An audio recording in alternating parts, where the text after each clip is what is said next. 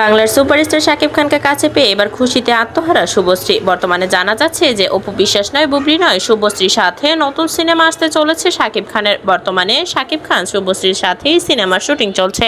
শুভশ্রীর সাথে শাকিব খানকে দেখে অনেকেই অবাক, অনেকেই ভেবেছিল হয়তো বা বুবলি অথবা অপু বিশ্বাসের সাথে আবারও দেখা যাবে শাকিব খানকে, কিন্তু শুভশ্রীর সাথে এবার দেখা যাচ্ছে শাকিব খানকে। শুভশ্রীর সাথে আসতে চলেছে শাকিব খানের নতুন সিনেমা। অনেকেই বলেছিল যে শুভশ্রী এবং দেবের সাথে সে একটা সাক্ষাৎকার যেরকম ভাইরাল হয়েছিল, তেমনি যেন শাকিব খানের সাথে একটা অপু বিশ্বাসের সাক্ষাৎকার হয়, তাহলে হয়তোবা অনেক দর্শকেরই মন এনজয়ে ভরে যাবে।